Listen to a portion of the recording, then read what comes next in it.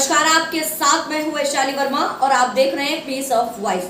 आइए बढ़ते हैं आज की ताजा खबरों की ओर। उन्नाव में बीजेपी मध्य प्रदेश साक्षी महाराज बोले, मुस्लिमों को भारत माता की जय और वंदे मातरम गाना पड़ेगा।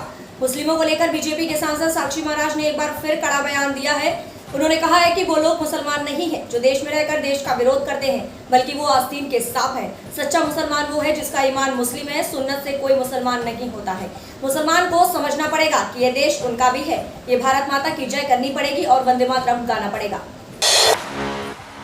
बीजेपी पर बरसे सपा सांसद शफीकुर रहमान बर्क बोले, क्या मुसलमान होना जुर्म है? अपने बयानों के लिए हमेशा चर्चा में रहने वाले समाजवादी पार्टी के सांसद शफीकुर रहमान बर्क ने एक बार फिर बीजेपी पर निशाना साधा है।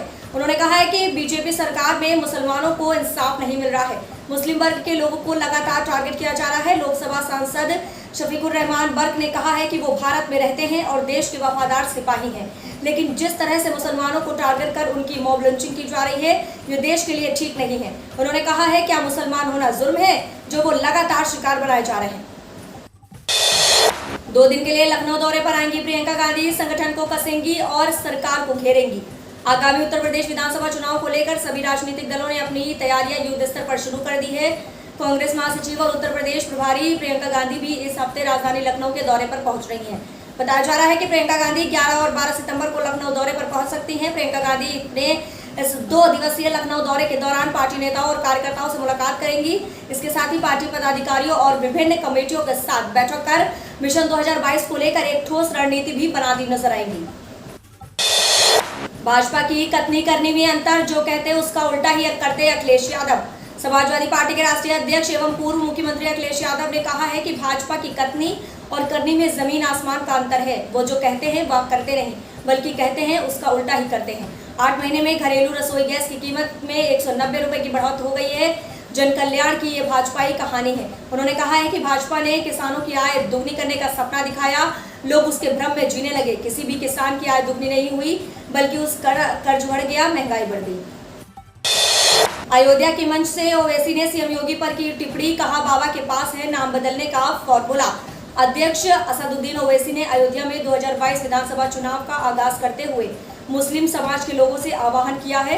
उन्होंने कहा है कि आपने यहां पर आकर इस बात का पैगाम दे दिया है, वर्ष 2022 में जो प्रदेश में विधानसभा के चुनाव होंगे उसमें रुदौली से ऑल इंडिया मजलिस इत्तेहादुल मुस्लिमीन का विधायक बनकर आपकी आवाज उठाएगा।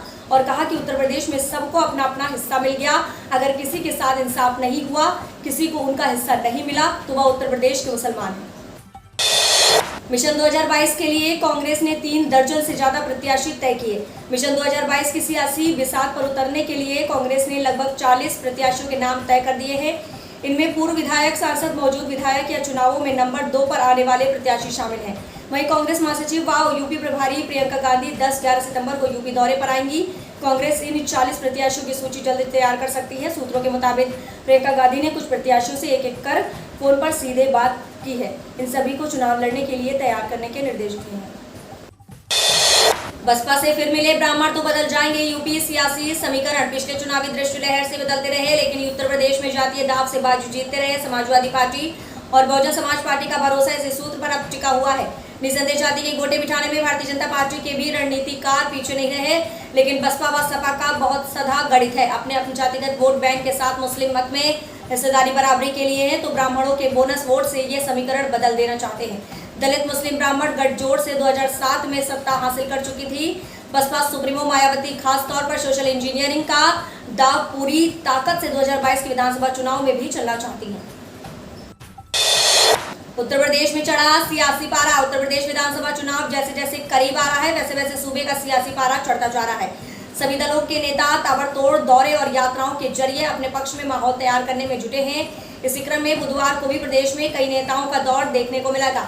एक और जहां आज सीएम योगी आदित्यनाथ अलीगढ़ का दौरा करेंगे, तो वहीं AIMIM चीफ असदुद्दीन ओवैसी सुल्तानपुर में जनसभा करेंगे। इतना ही नहीं, जल्दी प्रियंका गांधी भी कांग्रेस की चुनाव प्रचार को धार देने लखनऊ पहुंचेंगी।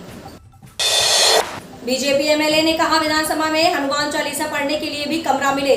विधानसभा में नमाज अदा करने के लिए एक अलग कमरा दिए जाने के बाद बिहार में भी इसे लेकर राजनीति तेज हो गई है। सत्तारूढ़ भारतीय जनता पार्टी अब विधानसभा में हनुमान चालीसा पढ़ने के लिए कमरे की मांग कर रहा है।